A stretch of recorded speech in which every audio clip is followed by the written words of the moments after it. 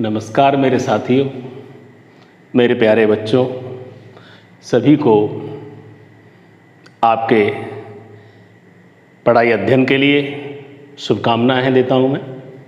आप जीतेंगे।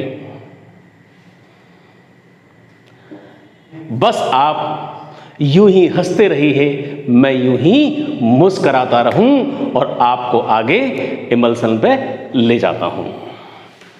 आइए तो देखिए, अपना जो आज जो कोलाइड है वो लास्ट टॉपिक है। इसके बाद जैसे समय मिलता है तो थोड़ा सा कोलाइड के जो एप्लीकेशंस हैं, कोलाइड का क्या अनुप्रयोग होता है अपने एवरीडे लाइफ में या कहीं भी, तो वो थोड़ा सा जरूर कर सकते हैं। बट जो बेसिकली जो टॉपिक्स हैं वो उनमें से अपना ये एक अच्छा अहम बिंदु है। तो प्लीज़, एज यू नो, मुझे मालूम है कि आप इमल्सन को अच्छी तरह से जानते हैं, क्योंकि आपने इसके कोलाइड के प्रारंभ में भी आपने पढ़ा है अच्छी तरह से। तो इमल्सन क्या है, एक बार वापस देखते हैं।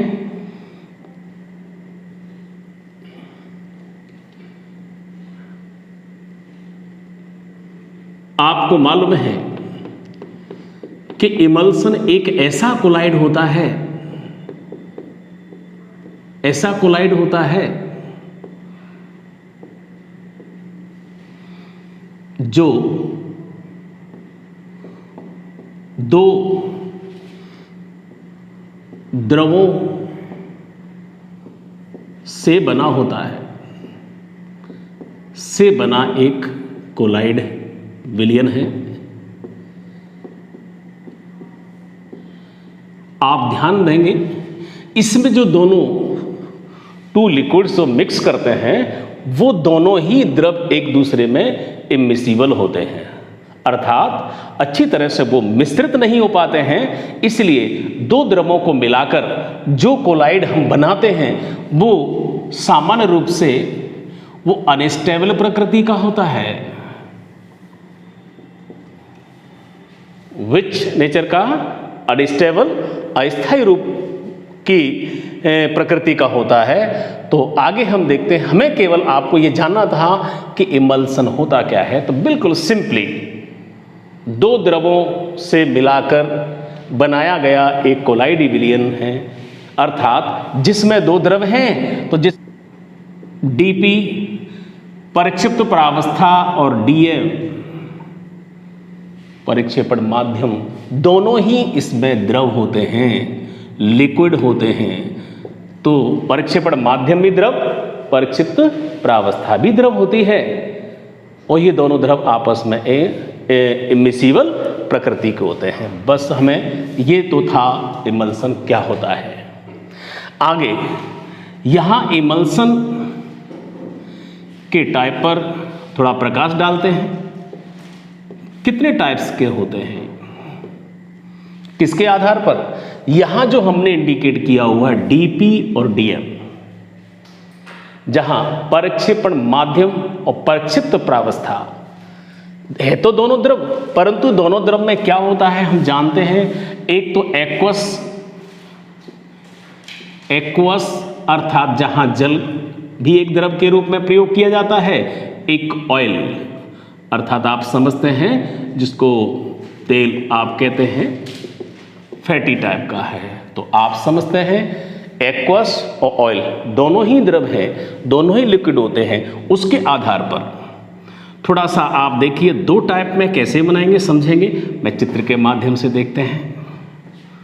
सो प्लीज देखिए, यहां जो डिस्पर्जन मीडियम है वो कौन सा है?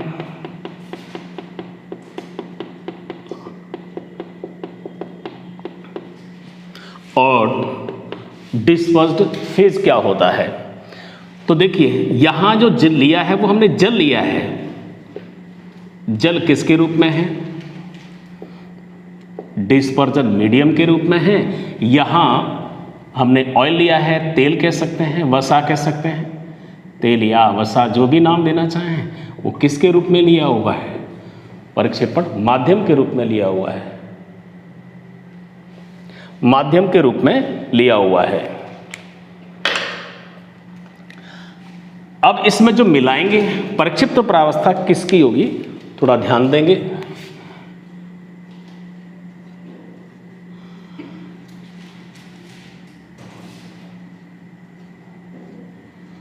इसमें जो परिक्षिप्त प्रावस्था है वो ऑयल की होगी, तेल की आप ऑयल लिख सकते हैं, अर्थात परिक्षिप्त प्रावस्था डिस्पर्स्ड फेज। यहाँ जो परिक्षिप्त प्रावस्था है वो जल है, वाटर है, ठीक है, मैं वाटर लिख देता हूँ, जल लिख सकते हैं एज ए डिस्पर्स्ड फेज। बस यही याद रखना है और इसी के आधार पर आपको नाम देना बहुत सिंपल होगा। देखिए कैसे, तो जो एक टाइप का है उसको क्या नाम दे सकते हैं, कौन किस में है, डीपीडीएम में होता है, अर्थात इसको हम कह सकते हैं ऑयल इन वाटर, जल में वसा या तेल कह सकते हैं। और जल के आधार अर्थात डीएम के आधार पर इसको नाम देते हैं, क्योंकि इसमें परिक्षेपण माध्यम जल है, इसीलिए हम इसको एक्वस या जलीय, जो हिंदी में इमल्सन को पायस कहते हैं, तो जलीय पायस कह सकते हैं या ऑयल इन वाटर कह सकते हैं। ब्रीफली हम लिख देते हैं ऑयल इन वाटर। और यहाँ क्या है, वाटर को किस में घोला हुआ है, तेल में या वसा में, अर्थात यहां हम बोलना चाहेंगे water in oil. So second type क्या होगा, वाटर इन ऑयल। यहां जो परिक्षेपण माध्यम है वो ऑयल है, इसीलिए इसका नाम हम दे सकते हैं क्या, ऑयली इमल्सन, तेलीय पायस यूं कह सकते हैं। तो इसके साथ आपको ये समझ में आया होगा इमल्सन क्या है और इमल्सन कितने प्रकार के होते हैं, किसके आधार पर इनके नाम देते हैं। थोड़ा सा आप याद रखिए कि अगर एग्जाम्पल के रूप में हम समझना चाहें तो इसके लिए बढ़िया है, सबसे अच्छा जो डेली काम आता है,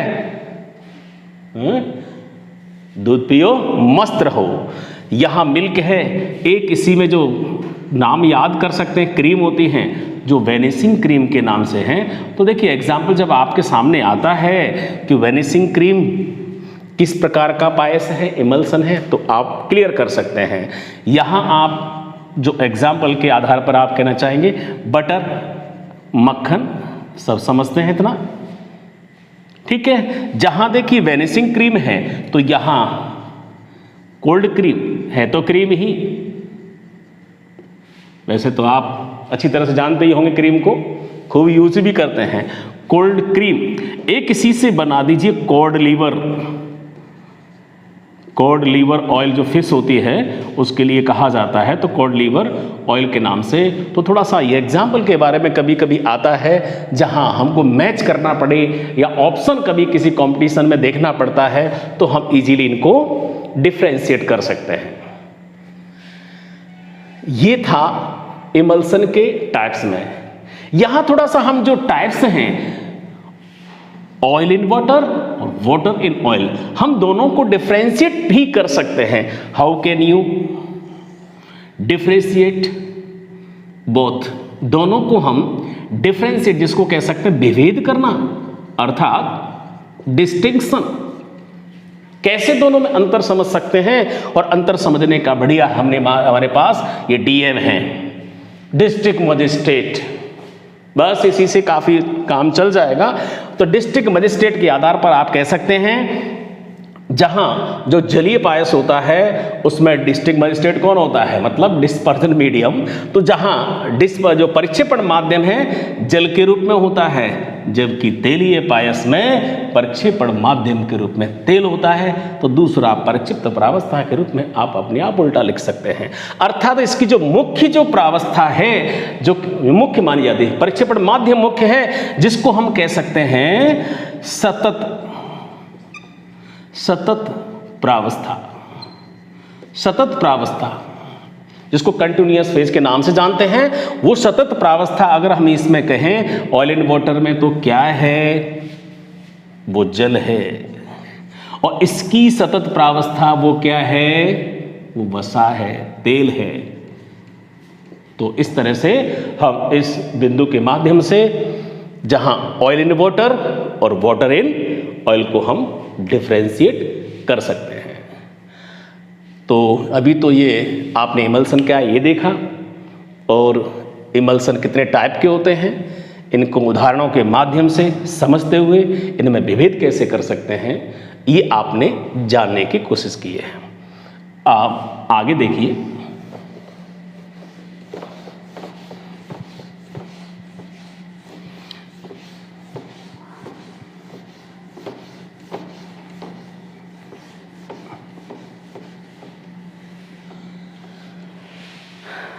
अब एक खास बात, चूंकि आपको मैं बोल रहा था शुरू में ही कि जो इमल्सन होता है, दोनों दो द्रवों को मिलाकर के इसको बनाते हैं, प्रिपेयर करते हैं। तो किस टाइप का, किस नेचर का हमें कोलाइड या इमल्सन प्राप्त होता है, तो हम जानते हैं कि वो अस्थायी होता है। वो अस्थायी होता है, इसलिए हम जो पाना चाहते हैं वो स्थायी चाहते हैं। इसके लिए हमको पढ़ना पड़ेगा, जिसको हम कहते हैं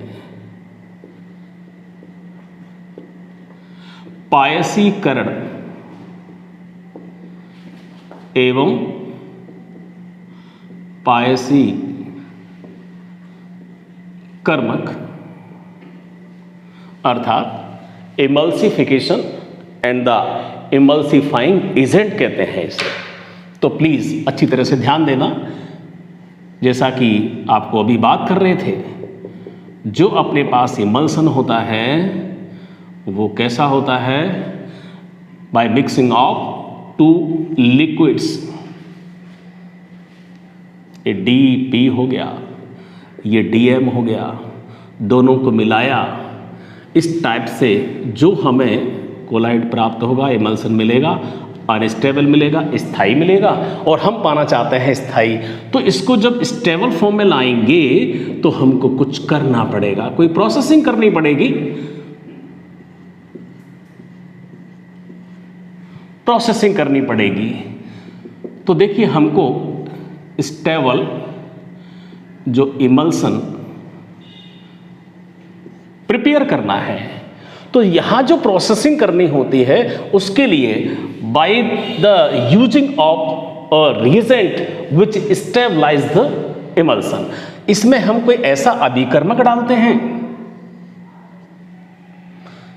ऐसा अभिकर्मक डालते हैं जो इसको स्थायी बनाने का काम करता है, और उसी को हम कहते हैं पायसी कर्मक। पायसी कर्मक कहते हैं, प्लीज ध्यान देना। इमल्सिफाइंग एजेंट कहते हैं, और जहां अस्थाई जो इमल्सन होता है उसको पायसी कर्मक को मिलाकर हम स्थायी बना लेते हैं, स्थायी इमल्सन में परिवर्तित कर देते हैं। इस प्रक्रिया को this process is known as, ध्यान रखना, पायसी करण कहते हैं। ठीक है, तो ये आपको बात समझ में आई होगी, पायसीकरण क्या है और उसमें पायसी कर्मक क्या होता है, किस तरह से मिलाते हैं। यहां जो पायसी कर्मक मिलाते हैं उसको ध्यान देना, उसकी क्रिया क्या होती है, जिसको बोलते हैं function of the emulsifying agent. Function of emulsifying agent. क्या याद करना? Function of the emulsifying agent, वो कैसे कार्य करता है। ये जो इमल्सिफाइंग एजेंट है, ध्यान रखना, ये जो DP होता है ना, डिस्पर्स्ड फेज होती है, उस डिस्पर्स्ड फेज परक्षिप्त प्रावस्था के कणों के चारों तरफ एक प्रोटेक्टिंग लेयर फॉर्मिंग कर लेता है ये इमल्सिफाइंग एजेंट। कैसे? ऐसे चारों तरफ से घेरता रहेगा, घेरता रहेगा, घेरता रहेगा, और इस तरह से पायसी कर्मक उस परिक्षेपण प्रावस्था के कणों के चारों तरफ एक, कह सकते हैं, परत का निर्माण करता है। पायसीकर्मक की एक परत बन जाती है। तो उसी तरह से अर्थात इसको ऐसा बना देता है कि जो अस्थायी रूप में होना चाहता है, परिक्षिप्त प्रावस्था के कण परिक्षेपण माध्यम से अलग होना चाहते हैं, उसके लिए पायसीकर्मक की एक परत बना करके उसको ऐसा कर देता है कि अभी परिक्षेपण माध्यम से अलग नहीं होता है। इसमें दोनों गुण होते हैं। ठीक है, देखिए कह सकते हैं कि कभी कोई स्कूल्स में भी कोई ऐसी बात हो जाती है, कभी किसी बच्चे ने शरारत कर दी या शैतानी छोटी मोटी हो ही जाती है, भूल में कैसे भी शिकायत कर देते हैं।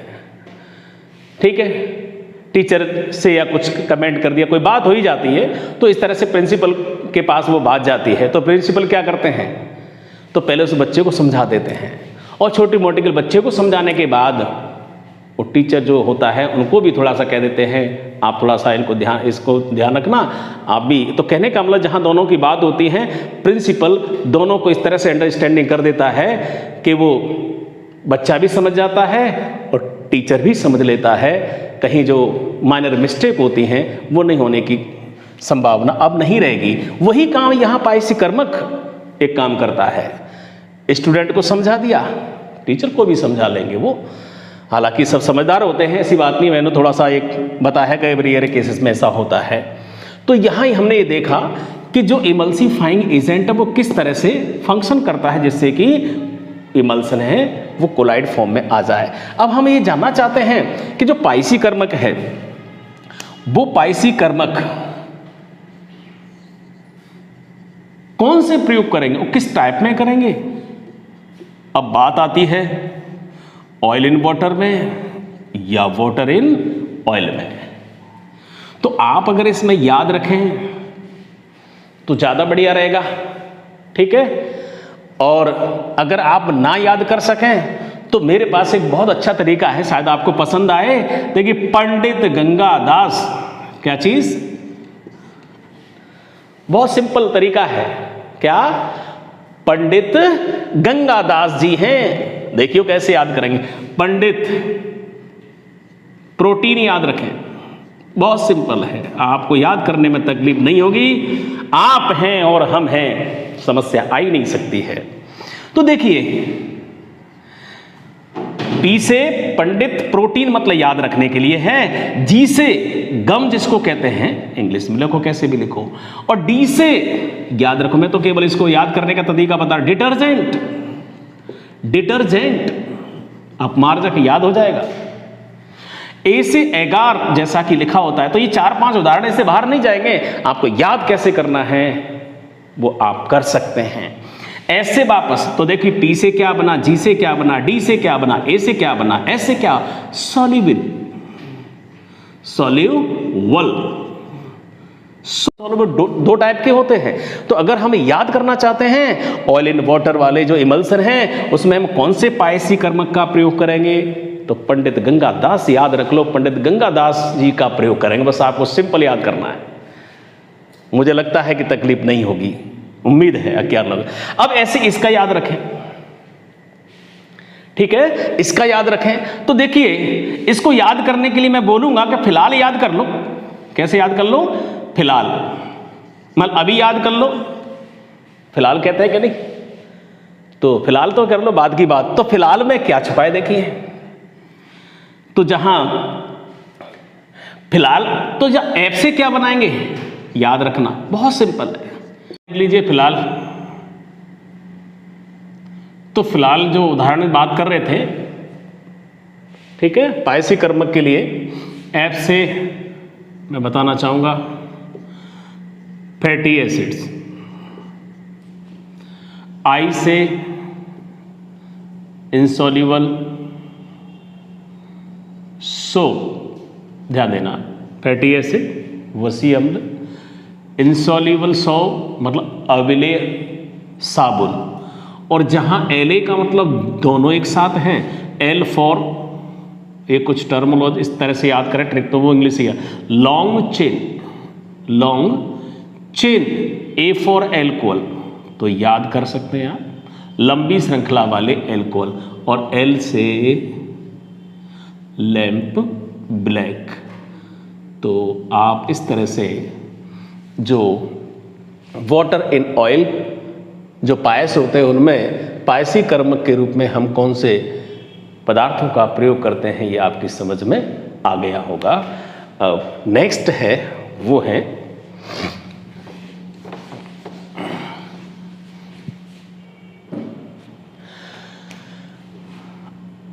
नेक्स्ट पायस में किस प्रकार के गुण धर्म होते हैं, कौन कौन से गुण पाए जाते हैं। नंबर 1, पायस के जो कणों का आकार है, याद रखना कणों का आकार अपेक्षा बड़ा होता है as compare to the sol. और सॉल जो कण होते हैं उनकी अपेक्षा कणों का आकार बड़ा होता है। कभी अगर आता है तो इस तरह से याद रखना। देखिए और कौन से गुण होते हैं, जैसे चूंकि ये इमल्सन एक क्या है, कोलाइड है, तो कोलाइड में जो गुण होते हैं वो इसमें भी होते हैं। फॉर एग्जाम्पल यह टिंडल प्रभाव दर्शाता है, जो सारी चीजें हैं। ब्राउनिंग गति भी दर्शाता है, ये सब चूंकि है तो वही कोलाइड ही। वैद्युत कण संचलन है, अगर ये बात आ जाए तो ये भी वैद्युत कण संचलन भी दर्शाता है। संचलन, इसमें स्कंदन भी होता है, इस तरह के गुण दर्शाता है। थर्ड, जो चालकता के बारे में अगर बात करते हैं तो चालकता के संदर्भ में देखना चाहते हैं तो जो जलीय पायस होता है, जलीय पायस है, उसकी चालकता वसीय कहो या तेलीय कहो, तेलीय पायस से अधिक होती है। इसका उल्टा क्रम कहाँ याद रखेंगे, बिल्कुल श्यानता इसकी विपरीत है। ये चीज आप 11th में अच्छी तरह से पढ़े हुए हैं। अर्थात जहाँ श्यानता ज़्यादा किसकी होती है, वो तेलीय पायस की श्यानता जल। हाँ, और इसमें जो गुण पाए जाते हैं क्या प्रभाव होता है, जैसे कभी गर्म करते हैं तो जैसे हम गर्म करने से क्या होगा, ये नष्ट हो जाती है। कूलिंग करते हैं, फ्रीजिंग करते हैं, ठंडा करने से इस पर क्या असर होता है, ठीक है। अपकेंद्रण है, उसका भी प्रभाव क्या होता है। तो इस तरह की कुछ प्रक्रिया हैं, हालांकि इसको हम आगे भी देखें। अपकेंद्रण क्या होता है, इन ऐसा करने, गर्म करने पर, ठंडा करने पर या अपकेंद्रण करने पर ये नष्ट हो जाता है, कोलाइड का जो इमल्सन का रूप है। तो ये कुछ इसमें इस प्रकार के गुणधर्म पाए जाते हैं। आप ही आगे हमें देखना है कि पायस का परीक्षण कैसे करते हैं। हमें ये पहचानना है कि वो जलीय पायस है या तेलीय पायस, हमें मालूम नहीं। तो देखिए, जो पायस का परीक्षण करने के लिए हमारे पास इस तरह की 3 विधियां हैं। नंबर 1, चालकता विधि। क्या करते हैं इसमें, इसके लिए जो पायस है उसमें हम विद्युत अपघट्य पदार्थ मिलाते हैं, और विद्युत अपघट्य पदार्थ मिलाते हैं। ऐसा करने पर यदि उसकी चालकता में वृद्धि हुई तो क्या है, आप कह सकते हैं क्योंकि चालकता जल की वजह से जलीय पायस है। अगर अब आगे दूसरी विधि देखिए, सूचक विधि। इसके लिए एक हम ऐसा सूचक मिलाते हैं जो वसा विलेय कह सकते हैं, तेल में घुलनशील हो, एक सूचक मिलाते हैं। और सूचक मिलाने पर क्या होगा, क्योंकि वसा में घुलनशील है, सूचक रंजक पदार्थ होते हैं। अगर उसके रंग में कोई परिवर्तन आए, रंग परिवर्तित हो, तो समझ लेना वो तेलीय पायस है। और रंग में अगर कोई प्रभाव नहीं पड़ता है, चूंकि वसा विलेय सूचक है, यहां परिक्षेपण माध्यम इसमें कौन सा होगा, तेल होगा, वसा होगा। वो रंजक, वो डाई, वो रंग के कण उसमें जाएंगे तेल में, तो तेल का रंग होने लग जाएगा, तेल का रंग बदलने जाएगा, पूरे पायस का रंग बदलने लग जाएगा। तो रंग बदला तो तेलीय, नहीं बदला, नहीं बदला बदला तो चलिए याद रखें। तीसरी विधि देखिए, तनुता, डाइल्यूट करना। इसमें तो वाटर ऑफ इंडिया। तो यहां हम क्या करेंगे, जल मिलाते हैं। जल मिलाने पर यदि डाइल्यूशन हो जाए, तनुता में वृद्धि हो, और तनुता बढ़ रही है जल के मिलाने से, तो क्या सीधी सी बात है कि वो जलीय पायस है, जलीय पायस है।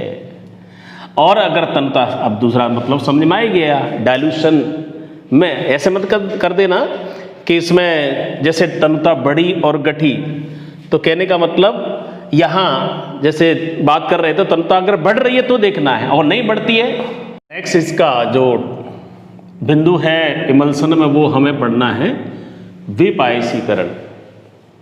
तो विपायसीकरण क्या होता है, ये पायसीकरण की क्रिया का उल्टा है। पायसीकरण का मतलब पायस का निर्माण करना, और विपायसीकरण का मतलब होता है कि पायस का नष्ट होना, सिंपल है। तो देखिए कैसे नष्ट होता है।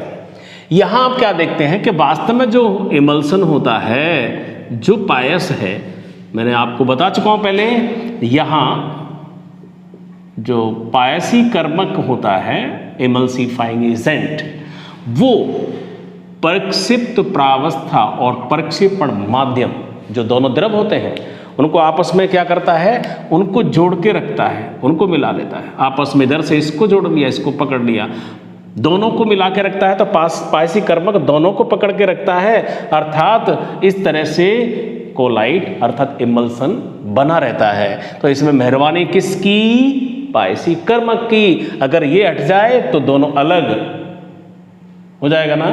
तो अब अगर हम पायसीकर्मक को नष्ट कर दें किसी भी तरह से, तो क्या होगा कि डीपी अलग हो गया, डीएम अलग हो गया, और डीपी डीएम अलग होते ही क्या हो जाएगा, नष्ट, कोलाइट समाप्त। तो वो इमल्सन का रूप नहीं रहा, दोनों क्या हो गए, अलग अलग हो गए।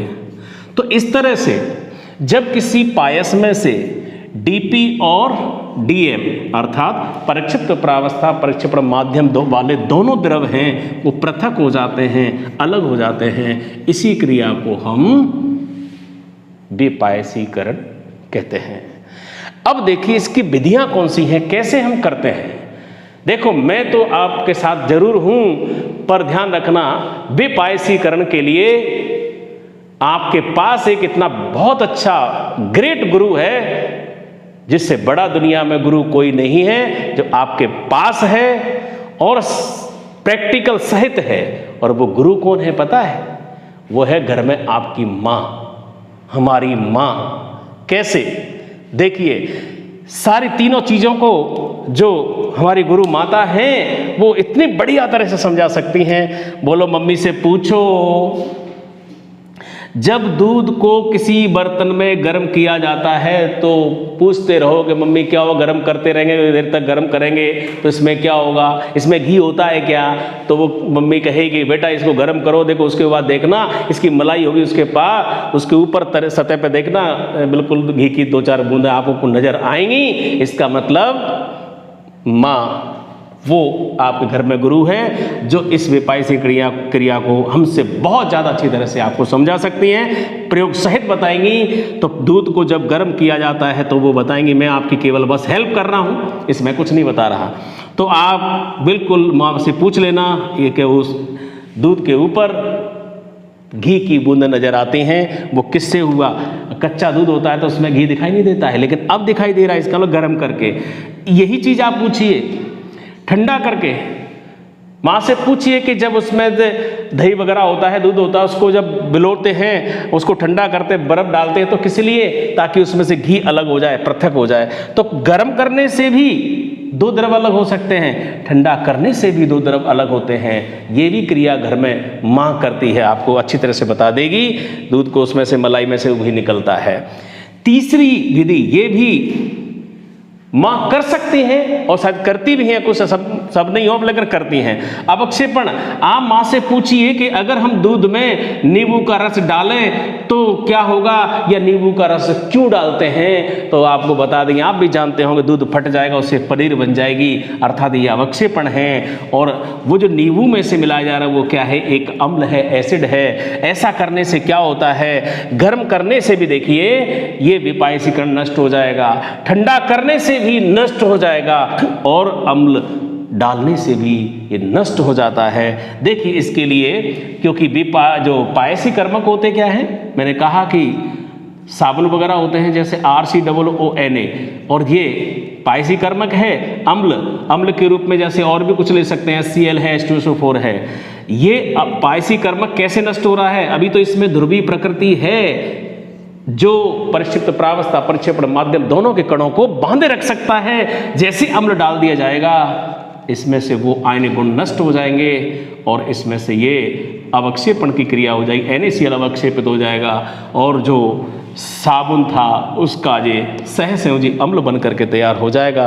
इस तरह से जो द्विध्रुवी प्रकृति थी उस साबुन के अणु की वो समाप्त हो गई। अब इसमें दोनों को बांधे रखने की क्षमता नहीं होगी।